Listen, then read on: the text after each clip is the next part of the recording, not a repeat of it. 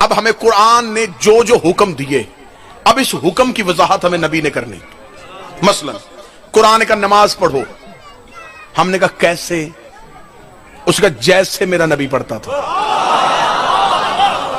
یہی ہے نا، بڑی سادہ سادہ دلیلیں دے رہا ہوں، کوئی مشکل بات میں نے کی نہیں، کوئی فلسفہ، منطق، علم کلام، کوئی حدیث کی بحث میں نے چھیڑی نہیں، سادہ دلیلیں۔ قرآن نے ہمیں کہا نماز پڑھو، پورے 30 سپارے قرآن میں بابا جی خدا نے نبیوں کے قصے بتائے، خدا نے پرانی کہانیاں سنائی، خدا نے یہ نہیں لکھا کہ پہلی رکعت اتنی پڑھنی ہے، دوسری رکعت میں یہ پڑھنا ہے، رکوع میں یہ پڑھنا ہے، سجدے میں یہ پڑھنا۔ اگر خدا یہ سب کچھ لکھ دیتا آج ہمیں نبی کی ضرورت ہی نہ رہتی، پھر تو وہ بات سچی ہو جاتی نا کہ قرآن کافی ہے۔ قرآن تو کافی نہیں ہے نا حضور، قرآن تو ہرگز کافی نہیں ہے۔ اگر صرف کتاب کافی ہوتی تو آج سکولوں میں صرف کتابیں پڑھی ہوتی، ٹیچر نہ ہوتے۔ آج عدالتوں میں صرف قانون کی کتاب ہوتی، جج نہ ہوتے۔ آج چوکوں میں صرف قانون کی کتابیں ہوتی، ٹریفک والے نہ ہوتے۔ کتاب تب تک کامیاب نہیں ہوتی جب تک کتاب سمجھانے والا ساتھ نہ ہو۔ ٹھیک ہو گیا جی؟ اب خدا نے ہمیں کہا نماز پڑھو، ہم نے کہا کیسے؟ فرمایا جیسے میرا نبی پڑھتا تھا۔ اب ہم آئے 1400 سال کے بعد، ہمارا کیا قصور ہے؟ ہم نے قرآن کھولا، اس کا نماز پڑھو، ہم نے کہا کیسے؟ اس کا جیسے میرا نبی پڑھتا تھا۔ اب یہ جیسے کون سمجھائے گا؟ اتنی آسان بات کروں گا کہ بچے بھی یہاں سے خالی نہ جائیں۔ اب یہ جو جیسے نبی پڑھتا تھا، یہ جیسے کون بتائے گا؟ ہم بعد میں پیدا ہوئے ہیں، اس میں ہمارا کیا قصور ہے؟ اب یہ جیسے پوچھنے کے لیے ہمیں نبی کے دور میں واپس جانا پڑے گا۔ اب ہمیں ان سے پوچھنا پڑے گا جنہوں نے نبی کو پڑھتے دیکھا ہے۔ ٹھیک ہے جی؟ اب ہمیں ان کی طرف جانا پڑے گا۔ ٹھیک ہے، ایک فرقہ یہاں ہاتھ باندھ کے نماز پڑھے، ایسا ہی ہے، ایک یہاں، ایک ناف کے نیچے، ایک کھول کے۔ یہ والے کہتے ہیں کہ یہ نماز ٹھیک ہے، یہ کہہ رہے ہیں یہ نماز ٹھیک ہے، یہ کہہ رہے ہیں یہ نماز ٹھیک ہے، یہ کہہ رہے ہیں یہ نماز ٹھیک ہے۔ اب یہ فرق کیوں آیا ہے؟ بالکل اتحاد بین المسلمین کو مد نظر رکھ کے تقریر ہو گئی۔ یہ فرق کیوں آیا ہے؟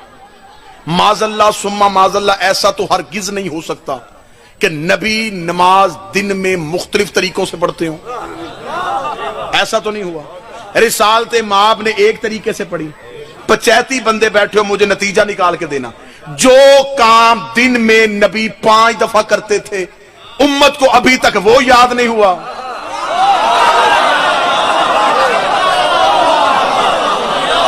بابا جی یہ کام وہ نہیں تھا جو نبی چھپ کے کرتے تھے، سامنے کرتے تھے۔ تو امت کے علماء کو ابھی تک یہ کیوں نہیں پتا چل سکا کہ کیسے کرتے تھے؟ جو کام دن میں 5 دفعہ بار بار دہرایا، امت وہ بھول گئی۔ غدیر تو ایک دن آیا تھا۔ بھئی آپ کس بھولی امت سے علی ولی اللہ منوا رہے ہیں؟ آپ کن لوگوں سے علی ولی اللہ منوا رہے ہیں کہ غدیر تو ایک دن کا واقعہ ہے؟ جو کام دن میں روزانہ 5 دفعہ ہو رہا ہے۔ اب یہ فرق نبی کا نہیں ہے، معذرت، میرے نبی کا طریقہ ایک تھا۔ یہ فرق ہے اماموں کا۔ ہر ایک نے اپنے اپنے امام سے پوچھا، ہم نے اپنے امام سے پوچھا، انہوں نے کہا کھول کے پڑھتے تھے۔ ایک نے کہا، اس نے کہا نہیں ہاں یہاں، ایک نے کہا یہاں، ایک نے کہا یہاں۔ 1400 سال ہو گئے، لڑائی کیا چل رہی ہے؟ اس کی نماز غلط ہے، ہماری نماز ٹھیک ہے، اس کی نماز غلط ہے، ہماری نماز ٹھیک ہے۔ میں پورے ملک میں کہہ رہا ہوں یہ بحث بعد میں کرنا کہ نماز کس کی ٹھیک ہے، پہلے یہ پتا کرو امام کس کا ٹھیک ہے۔ لڑائی کس بات پہ ہے؟ بحث ختم کرو، نماز کی لڑائی بعد میں کر لیں گے۔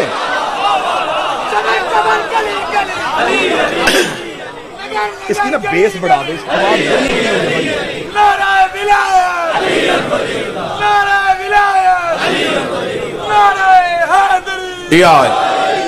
متوجہ ہے سب؟ ٹھیک ہو، ٹھیک ہو، اب ٹھیک ہو۔ یہ بحث بعد میں کریں گے کہ نماز کے پہلے طے کرتے ہیں امام کس کا ٹھیک۔ میرے بزرگ تشریف فرما ہے، دیگ سے ایک دانہ چھکا جاتا ہے، وہ پوری دیگ کا ذائقہ بتا دیتا ہے۔ امام ہی سے پتا چل جائے گا کہ ماننے والے کیسے۔ یہ جو مستری ہوتا ہے نا، یہ جو گھر بناتا ہے جی، معمار جو ہوتا ہے، اس کے ہاتھ میں ایک وہ لٹو سا ہوتا ہے جس کے ساتھ دھاگا، اسے مختلف علاقوں میں مختلف ناموں کے ساتھ یاد کیا جاتا ہے. سات بھی کہتے ہیں، سید بھی کہتے ہیں، عربی میں اسے کہتے ہیں امام. ہاں ہاں، اسے عربی میں آپ ڈکشنری اٹھا کر اسے امام کہتے ہیں کہ وہ سیدھا آپ کو دکھائے گا کہ بنیاد کے بعد ہمارا ٹھیک بن رہی ہے.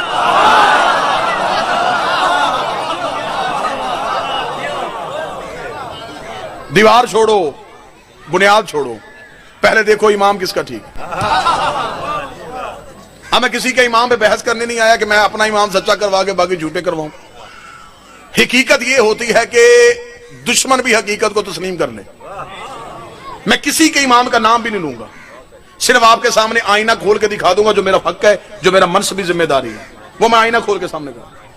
ایک امام، پہلا جو امام ہے مسلمانوں کا، وہ آیا ہے نبی کے جانے کے 50 سال بعد، ایک آیا 75 سال بعد، ایک آیا 95 سال بعد، ایک آیا 125 سال بعد.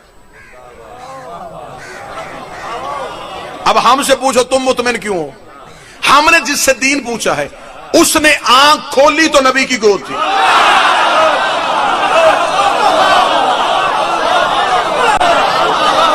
ٹھیک ہوگا. اب اس سے آگے چلے جاتے ہیں. اچھے قبیلے خاندان وہ ہوتے ہیں جو چار دیواری میں باتوں کو حل کر لیں، بحث نہیں کرتے، لڑائی نہیں کرتے. گالی گولی ہمیشہ وہاں نکلتی ہے جہاں دلیل نہ ہو. جاہل کا کام ہے لڑنا جھگڑنا. جب دلیل ہو تو آپ اچھے طریقے سے بات طے کر سکتے ہیں، اگلی دلیل دیتے ہیں. ہمیں جانا ہے نبی کی زندگی میں. موضوع پسند ہے یا نہیں ہے جی؟ ہمیں جانا ہے نبی کی زندگی میں. اب نبی کی زندگی میں 3 طرح کے طبقے ہیں جو ہمیں نبی کی زندگی کے بارے میں بتا سکتے ہیں کہ نبی نماز کیسے پڑھتے تھے، نبی روزہ کس وقت سحری کرتے تھے، افطاری کس وقت کرتے تھے، کھانا کس ہاتھ سے کھاتے تھے، لباس کیسے پہنتے تھے، چلتے کیسے تھے. اب ہمیں نبی کی زندگی کی پوری سیرت لینی ہے، صرف نماز تو نہیں لینی نا، پوری سیرت لینی ہے. اب پوری سیرت ہمیں 3 طبقے دے سکتے ہیں. نبی کے جاگنے سے سونے تک یہ سیرت ہمیں 3 طبقے دیں گے.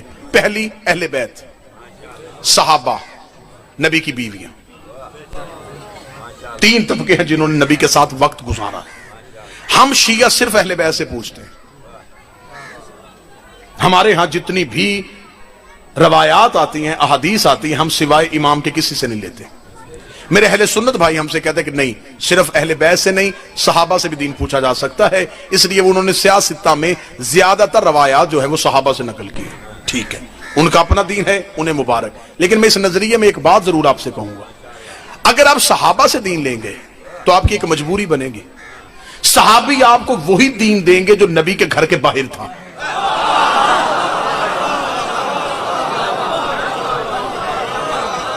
میں 2 + 2 4 والا حساب کر رہا ہوں جی، کوئی مشکل لفظ آ ہی نہیں رہا. وہ ہمیں وہ باتیں بتائیں گے جو نبی کے گھر کے باہر تھی. کیوں؟ میں وجہ بتا دیتا ہوں. اللہ نے قرآن میں حکم دے کے انہیں منع کیا تھا، خبردار میرے نبی کے گھر کے اندر داخل نہیں ہونا. اگر جانا پڑ بھی جائے تو زیادہ دیر بیٹھنا نہ.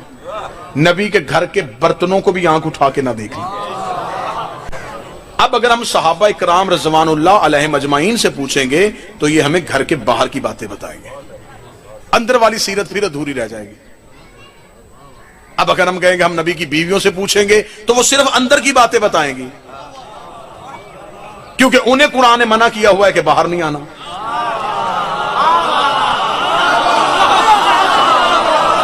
صحابہ کو اللہ اندر نہیں آنے دے رہا، امہات المومنین کو خدا باہر نہیں جانے دے رہا. مجبوری ہماری اہل بیت بن گئے ہیں. نبی گھر میں ہوتے تھے، یہ گود میں ہوتے تھے. نبی مسجد میں ہوتے تھے، یہ پشت میں ہوتے تھے.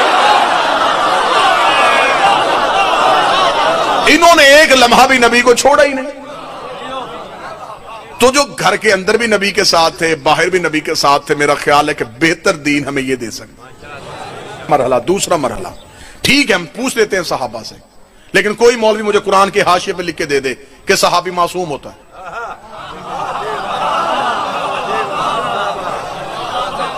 میں مان لیتا ہوں، میں آج میں مائک پہ یہ 2 ویڈیو کیمرے لگے، میں ان کے سامنے اقرار کر رہا ہوں. میرا کلپ بناؤ پوری دنیا میں پھیلا دو کہ میں صحابہ سے دین لینا شروع کر دوں گا، کوئی مولوی قرآن کے حاشیے پہ لکھ کے دے کہ صحابی معصوم عن الخطا ہوتے ہیں، ان سے غلطی نہیں ہوتی، وہ بالکل عصمت کے درجے پہ فائز ہوتے ہیں۔ اگر آپ کہتے کہ صحابی معصوم نہیں ہوتے، باعزت ہیں، ان کی عزت ہے، ان کا احترام ہے، لیکن وہ معصوم نہیں ہے۔ معصوم نہ ہو تو غلطی ہو سکتی ہے، ان کے لفظ میں غلطی ہوگی، میرا دین غلط ہو جائے گا۔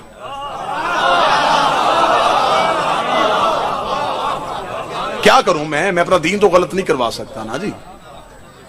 میں ابھی آپ کے سامنے مثال دیتا ہوں، بات کھل کے سامنے آ جائے گی۔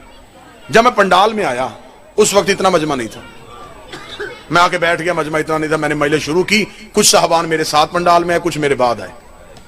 میری مجلس کے 10 منٹ بعد جو بندہ آ کے پیچھے بیٹھا ہے اسے نہیں پتا میں نے پہلے 10 منٹ کیا پڑھا۔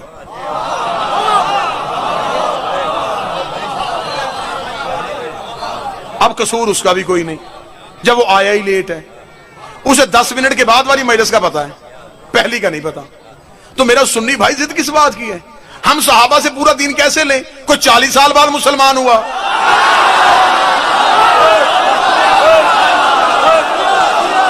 کوئی 45 سال بعد ہوا، کوئی 60 سال بعد ہوا، وہ ہمیں اس سے اگلا دین تو دے سکتے ہیں، پچھلا کون دے گا؟ پچھلا دین ہم کہاں سے لیں گے؟ اس سے آگے چل سکتے ہیں۔ میں ابھی یہاں پہ تقریر کروں، 45-50 منٹ گفتگو کرنے کے بعد میں فوراً چپ ہو کے مائک میں اعلان کروں جتنی میں نے 50 منٹ تقریر کی ہے، میرے مجمع سے کوئی ایک بندہ اٹھے جو مجھے لفظ ب لفظ سنائے، ایسا ہو سکتا ہے؟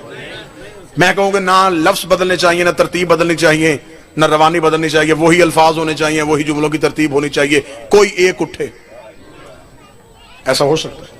میں کہوں چلے میں وقت دیتا ہوں، میں 2-3-4 گھنٹے میں بیٹھ جاتا ہوں ڈیرے پہ، سارا مجمع اکٹھا ہو کے ایک ایک جملہ اکٹھا کرے، میری 50 منٹ کی تقریر واپس کر دیں؟ نہیں ہو سکتا۔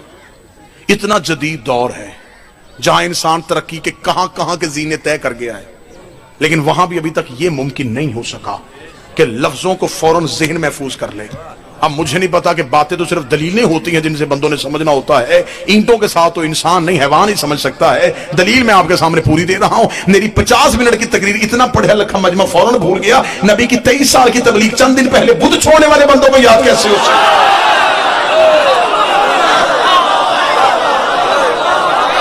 بھائی آج آپ سے اس جدید دور میں غلطی ہو سکتی ہے، کیا ان سے نہیں ہو سکتی؟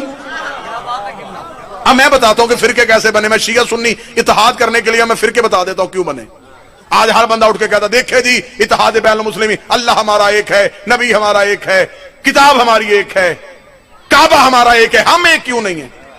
یہی ہے نا جی اتحاد بین المسلمین کے لیے یہ مولویوں کا بڑا اچھا نعرہ ہے، اور میرا خیال ہے کہ یہ مٹی زیادہ اتحاد کی باتیں سنتی۔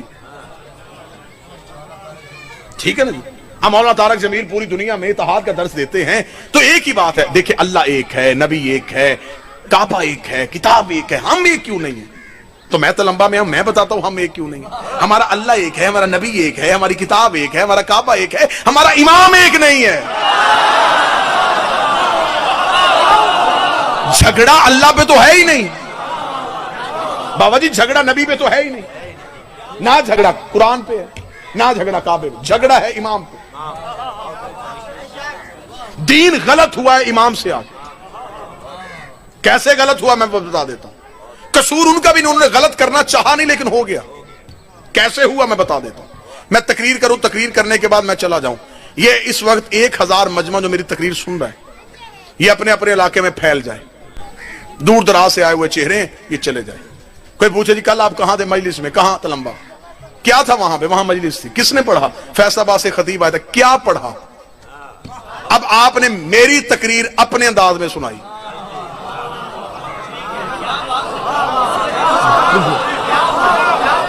میں تو پورا طریقہ آپریشن کر کے آپ کے سامنے رکھ دیا۔ میں نے تقریر میری تھی، سنائی آپ نے۔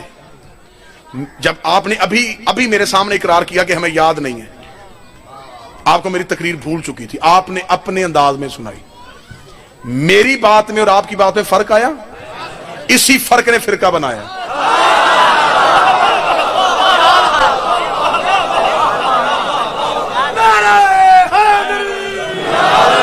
جب رسالت مآب کی بارگاہ میں بیٹھے سنا پورا یاد نہیں ہوا, آگے جب روایت کی تو غلطی آ گئی. تقریر میں نے ایک کی تھی, 1000 تقریر ہو گئی میری. یہ تقریر 1000 حصوں میں تقسیم کیوں ہوئی؟ میں نے تو ایک کی تھی. جتنے راوی بدلتے گئے اتنی تقریر بدلتی گئی. آپ نے جس کو سنائی آپ نے تو بالکل مجھ سے سنی تھی نا, تو الفاظ میں 19-20 کا فرق آ گیا, نتیجے میں فرق آ گیا. لیکن جس نے آپ سے سنی اسے جب آگے سنائی تو اور بدل دی, اس نے آگے سنائی تو اور بدل دی. 7واں بندہ نہیں آیا اور تقریر بالکل ختم ہو گئی. میں غلط تو نہیں کہہ رہا جی؟ ہم تک دین آیا 1400 سال کے بعد. اب دیکھو 1400 سال میں کتنے مرحلے آئے. صحابی نے دی تابعی کو, تابعی نے دی تبا تابعی کو, تبا تابعی نے آگے امام تک پہنچائی, امام نے آگے محدث کو دے دی, محدث نے آگے راوی کو دے دی. کتنا فرق آ گیا. دین ہم تک تو آتے آتے بدل گیا. وہ دین تو رہا ہی نہ جو تھا. اب آپ مجھ پہ سوال کریں گے جی اطمینان کہاں سے ملے گا؟ اطمینان ایسا دوں گا تسلی آپ کے دلوں میں ہو جائے گا. اطمینان کہاں سے ہوگا؟ اب شیعہ سنی مجھ سے پوچھو, آپ ایک لمحے کے لیے پریشان ہو گئے اس لیے کہ اس نے تو پوری کی پوری لائن ہی بدل دی ہے کہ ہمارے پاس تو دین ہے ہی نہیں. اب میں بتاؤں گا اطمینان کیسے ہے. اطمینان بھی اتنا اچھا دلواؤں گا کہ آپ کہیں گے واقعتاً یہ اطمینان ہے.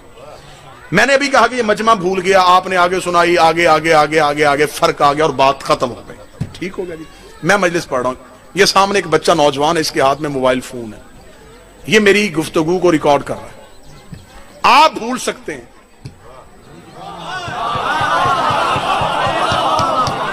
یہ نہیں بھولیں. اس کے حافظے میں نہیں, اس کے پاس ایک ایسی صلاحیت ہے جو میری بات کو محفوظ کر رہی ہے. اس نے صلاحیت میں میری بات کو محفوظ کر لیا, یہ چلا گیا. بات یہاں سے تلمبا سے نکلی, خانے وال سے ملتان سے ایک بندے نے سنا ہے آصف الوی نے اپنی تقریر میں یہ کہا. وہ یہاں پہنچ گیا, ایک بندے کے گھر گیا, کسی نے کوئی جملہ بتایا, کسی نے کوئی جملہ بتایا, کسی نے کوئی. وہ پریشان ہو گیا. اس نے یار مجھے اس کی پوری تقریر کوئی تو سناؤ, کہا گیا اس نے. آخر ایک بندے نے کہا چھوڑ سارے. مجلس میں بالکل ممبر کے آگے ایک بچہ بیٹھا تھا, اس کے ہاتھ میں موبائل فون تھا, اس نے گفتگو پوری ریکارڈ کی ہوئی, تو اس کے پاس جا. وہ اس بچے کے گھر گیا. اس علاقے کے سارے بوڑھے ناراض ہو گئے کہ بوڑھوں کے ہوتے ہوئے بچے سے کیوں پوچھ رہا.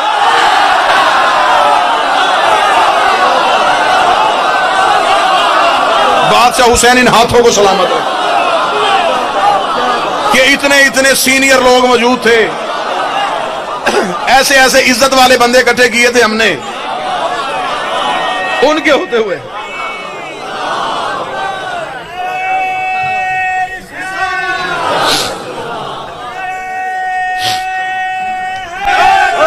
یار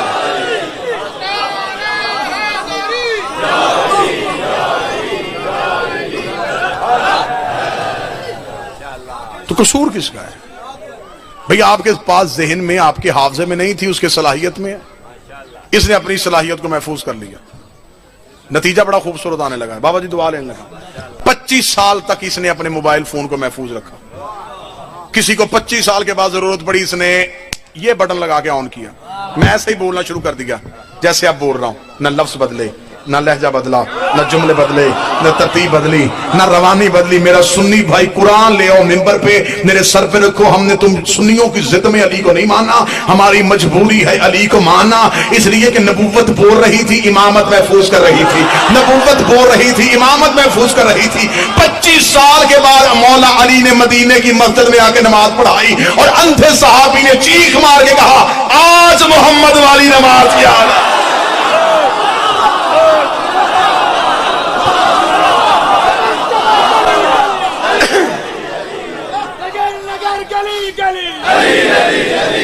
علی کا طرز زندگی منافقت کی موت ہے. نعرہ ولایت, نعرہ ولایت,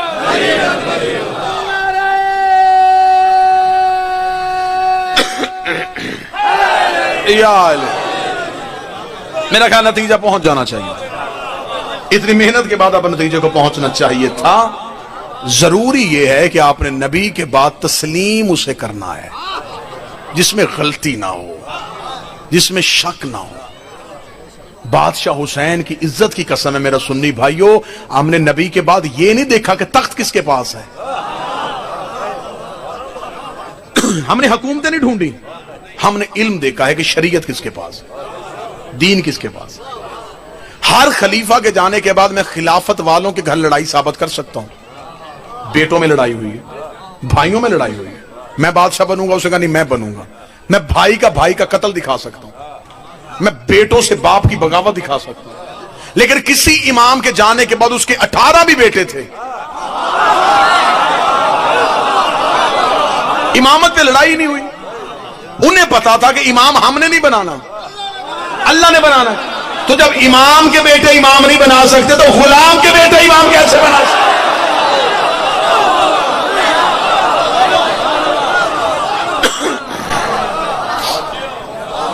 اب آپ نے کہا ہے کہ دیکھیں جی ہم نے مولا علی کو تو ہم سنی بھی مانتے ہیں، آپ شیعہ کو زیادہ تو نہیں مانتے، میں کہتا ہوں آپ مانتے ہیں، لیکن اللہ نے صرف ماننے کا نہیں کہا، تسلیم کرنا ہے۔ آپ بھی میرا سنی بھائی، آپ کی نماز بھی بغیر درود کے نہیں ہوتی،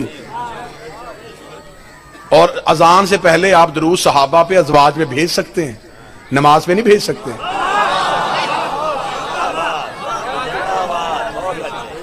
نماز میں درود خود ہی سمٹ کے حویلی سیدہ پہ آ جاتا ہے۔ درود صرف خاندان رسول کے لیے، درود صرف معصوم کے لیے۔ اب ہم نے امام بنایا، اگر امام ہم نے ماننا ہے، تسلیم کیا ہے، تو اس امام کے ماننے کے، تسلیم کرنے کے آپ کو فائدے کیا ہوں گے؟ یہ نہیں ہے کہ دنیا میں اسے بھی مان لیا، اسے بھی مان لیا، اسے بھی مان لیا، سارے ایک ہو جائے۔ نہیں، اللہ نے اگلا مرحلہ بڑا مشکل کر دیا ہے۔ محنت میں نے کی، اب نتیجہ میں نے ضائع نہیں ہونے دینا۔ خدا نے دین دیا نبی کو، نبی نے آگے حوالے کر دیا امام کے۔ اب آگے ہماری مرضی ہے کہ ہم نے کس سے امام تسلیم کرنا ہے۔ جب ہم نے زندگی گزار لی تو اللہ لمبی لمبی نمازوں سے راضی نہیں ہوگا۔ خدا نے قیامت والے دن تصور ہی الٹ کر دیا۔ خدا نے کہا نمازوں کے ٹوکرے بھی اٹھا کے لانا تو سوچ کے آنا، میں نے تمہیں امام کے نام پہ اٹھانا ہے۔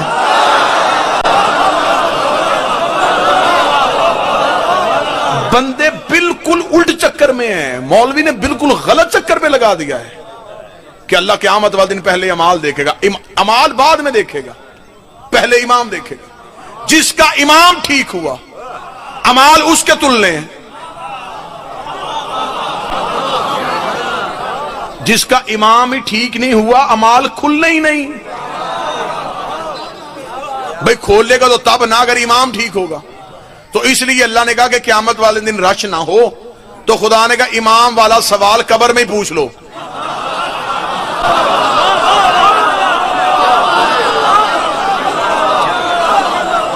یہ جو چھوٹے بچے بیٹھے جو اسکول کالج کا جنہوں نے شکل دیکھی ہوئی ہے یہ جانتے ہیں، جب کوسچن پیپر آتا ہے تو اس پہ لکھا ہوتا ہے پہلا سوال لازمی ہے، باقی 5 میں سے 4 کریں۔ یہ قبر والا لازمی ہے، اس میں گنجائش ہے ہی نہیں۔ نماز پیچھے سے بھیجی جا سکتی ہے،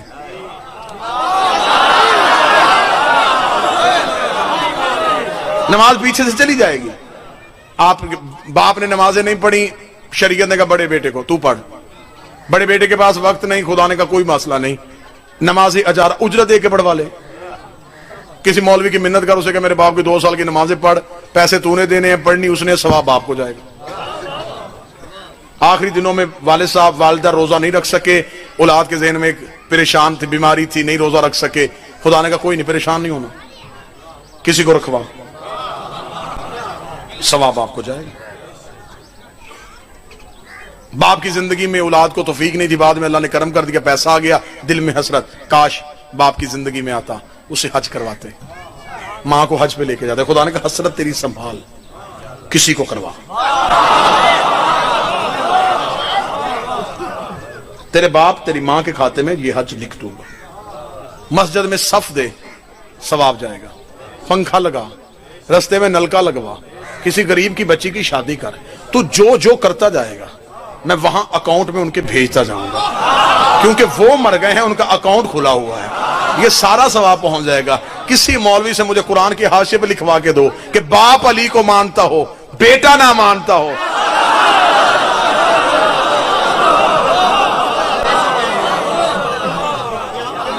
امام اپنا اپنا ہے، ہر ایک نے اپنی قبر میں اپنے امام کا حساب دینا ہے۔ اس لیے خدا نے کہا ہے کہ قبر میں پہلے پوچھ لو کہ امام ٹھیک ہے، جواب ٹھیک ہوا تو قیامت والے دن اعمال کھولنا، اگر جواب ہی ٹھیک نہ ہوا، امام ہی ٹھیک نہیں، تو پھر اس کا مطلب نمازیں بھی امام والی پڑھی ہوں گی، روزے بھی امام والے رکھے ہوں گے، زکوٰۃ بھی امام والی دی ہوگی، تو پھر قبر سے سیدھا ٹرانسفر کر دو جہنم کی طرف، حشر میں لے کے آنے کی ضرورت ہی نہیں ہے۔ میدان محشر میں وہی کھڑا ہوگا جس کا امام اچھا ہے۔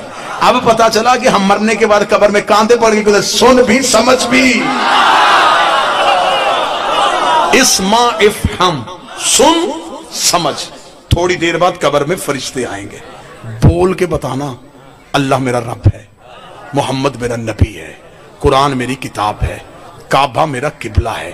وہ تجھ سے سوال کریں گے تیرے امام کے بارے میں، پریشان نہ ہونا، بول کے بتانا علی امام ہے، حسن امام ہے، حسین امام ہے۔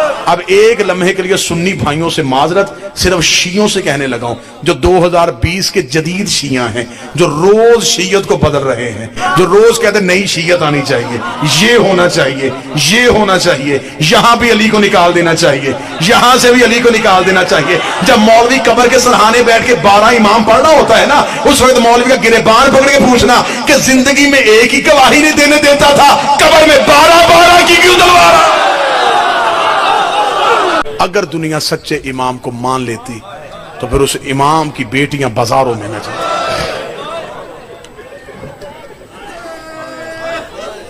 میں اہل سنت بھائیوں کو مصائب میں بھی ان کا حق دوں گا، مصائب میں بھی ان کا حصہ ضرور دوں گا۔ سر پہ قرآن رکھ کے مجھے سنی بھائی آج رات کو بستر پہ لیٹ کے ضرور سوچنا کہ علی کو خلافت ملی 4تھے نمبر پہ، لیکن جب دین پہ قربانی دینے کا وقت آیا تو سب سے پہلے علی کی اولاد کیوں آئی؟ حق نہیں بنتا تھا کہ پہلے خلیفہ کی اولاد آتی، پھر دوسرے خلیفہ کی نسل آتی، پھر تیسرے کی؟